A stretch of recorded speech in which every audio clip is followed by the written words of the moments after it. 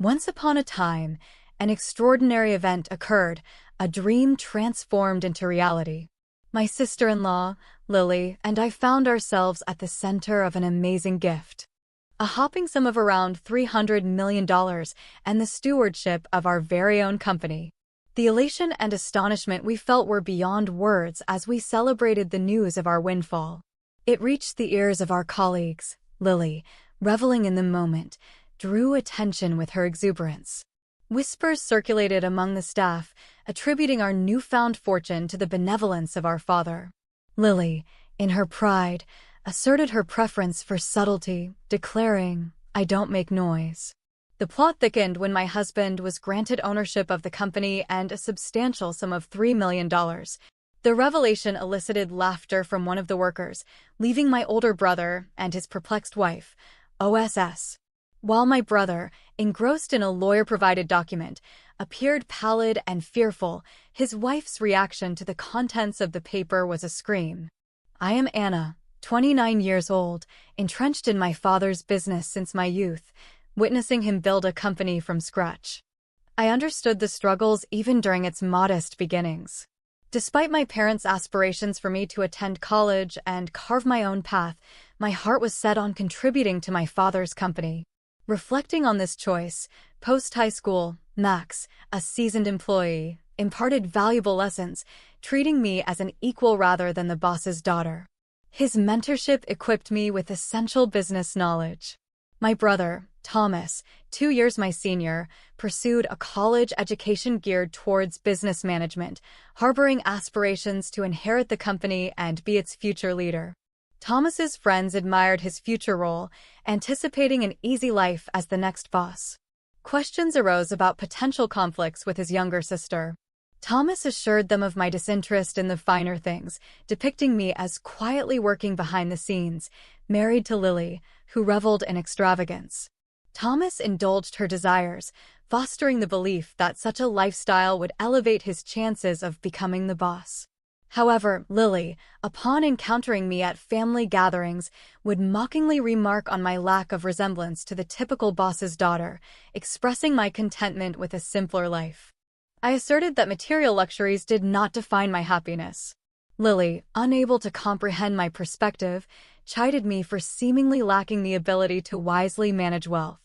My brother chimed in, echoing her sentiments, acknowledging my ongoing learning curve in the company. I admitted to not having all the answers. My brother, however, criticized my lack of confidence, emphasizing the importance of projecting authority to gain respect. Undeterred, I acknowledged that within our family, only my father and I held authoritative roles in the company. Despite the criticism from my brother and Lily, my mother offered reassurance, acknowledging the positive impact of my contributions to the company. My father concurred, but my brother and Lily remained unmoved by our perspectives. They distanced themselves from us for over a month, clearly upset by our differences. Reflecting on that challenging period, I suggested to my parents, Thomas and Lily can say whatever they want. Despite this, my brother and Lily continued their extravagant lifestyle, dining at upscale restaurants and embarking on lavish vacations. They aimed to maintain the facade that my brother was the future president of the company. During this time, my father devoted himself to expanding the business.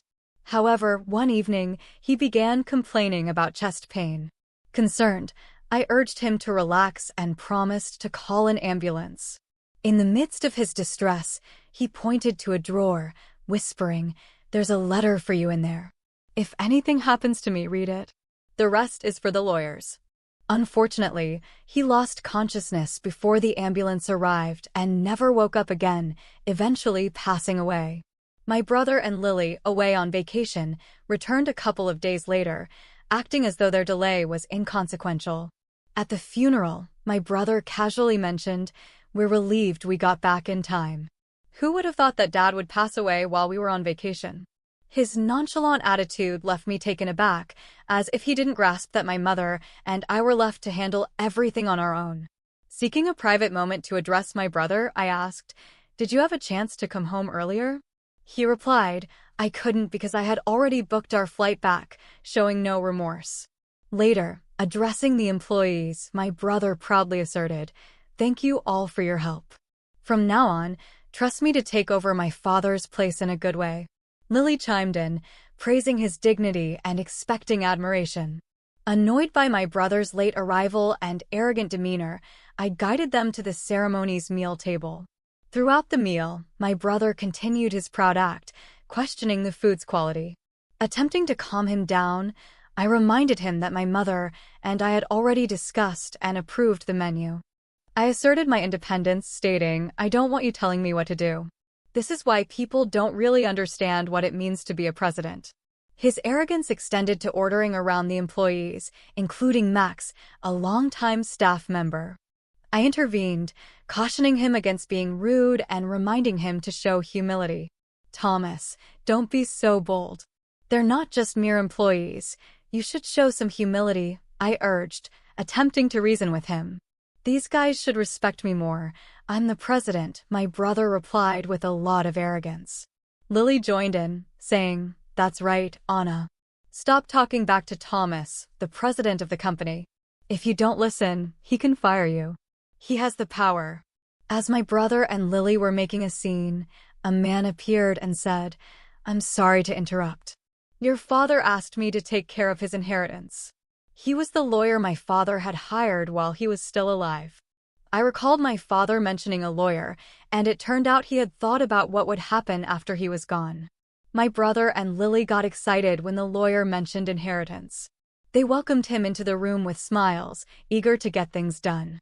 Quickly, however, as the lawyer was talking, my brother started crying, saying, "Wasn't my father's inheritance worth $300 million? Lily was thrilled to hear this and exclaimed, $300 million. That's so much money. Having a company with that much money is like a dream." When the employees heard this, they started whispering to each other. Lily proudly announced, "Everybody be quiet. This is the moment when the company and the $300 million pass to Thomas." Hearing this, one employee couldn't stop laughing. My brother had gotten hold of the will and was reading it beside Lily, who seemed puzzled about what was happening.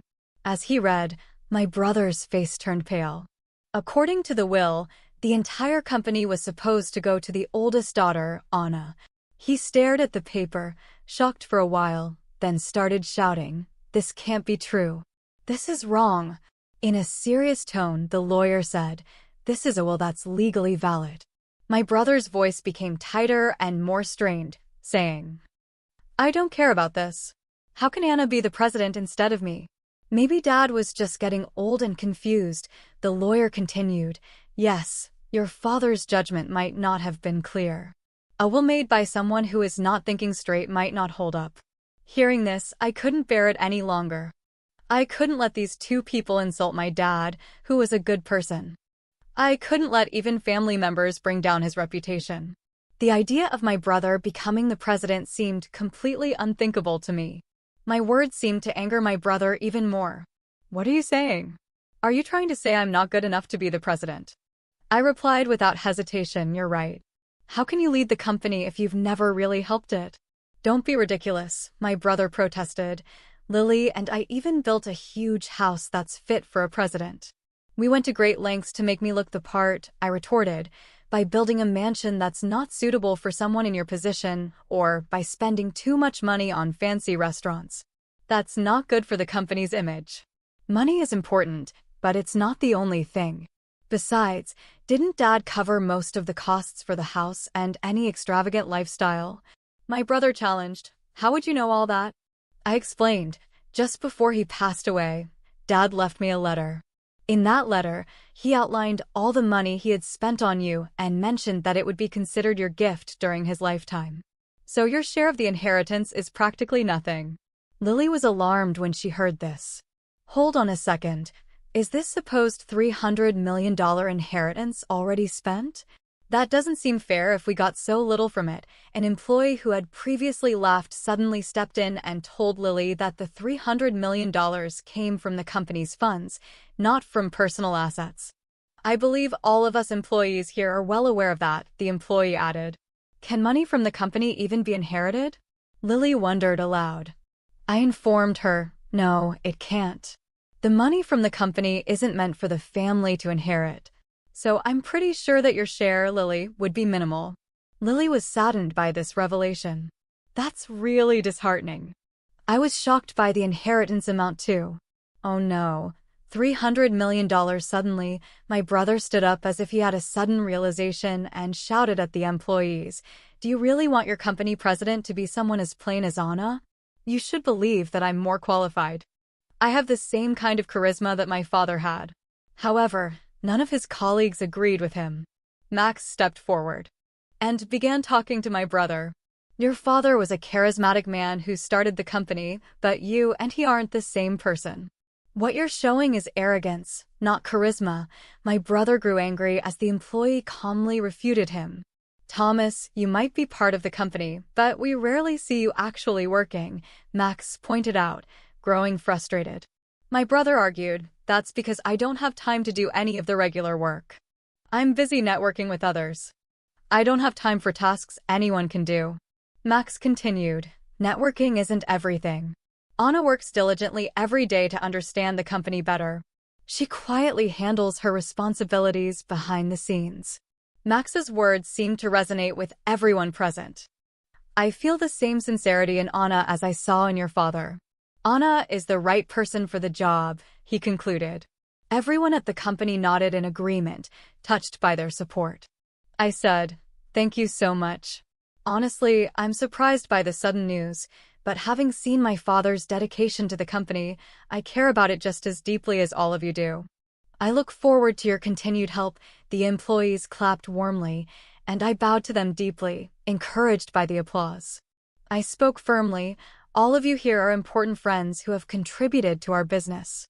Anyone who ignores your efforts is not fit to be an employee, let alone the company's president. Yes, even the president can be fired." My brother grew annoyed hearing this. "What are you even saying?" "I'm your brother," I responded. "I mean exactly what I said." "You even mentioned that if you became president, you might fire me," he exclaimed. How can you say this? I'm family." I remained steadfast. I can't keep an inefficient employee on the payroll just because he's related. This is completely absurd. He looked around, his face full of desperation, and pleaded for support from those present, but the employees simply stared back with cold expressions. Realizing he had no allies, my brother and Lily left the scene. After that, Thomas lost his job and relied on the small inheritance he had received. However, the funds dwindled quickly, and he turned to me, asking for a loan. Disappointed by my brother's lack of effort even after being fired, I firmly told my mother not to give him any money. His friends, who had once supported him, abandoned him when they found out he lost the presidency to his sister. Lily, who had expected to be the company president's wife, found herself in a tough spot. Eventually, they decided to sell their mansion. The money from the sale allowed them to sustain their lifestyle for a while. However, with no income, their savings diminished rapidly. They reached a point where they had nothing left to sell and couldn't afford their living expenses. When they tried to find work, no one would hire them due to their lack of experience. Thomas managed to get a part-time job at a convenience store, a role he was unfamiliar with. He faced criticism from younger part-time employees. Lily's situation changed as well. She couldn't continue as a full-time housewife. She joined a group of part-time housewives and worked as a cashier at a supermarket from morning to night, earning a modest monthly salary. On the flip side, I applied what I learned from my behind-the-scenes work to help the company. Max and the other employees collaborated with me, leading the company to steady growth. My brother's situation unintentionally strengthened the unity among the employees. I made a promise to keep working with my mother to expand the business. Our goal was to bring more happiness to my Father in heaven.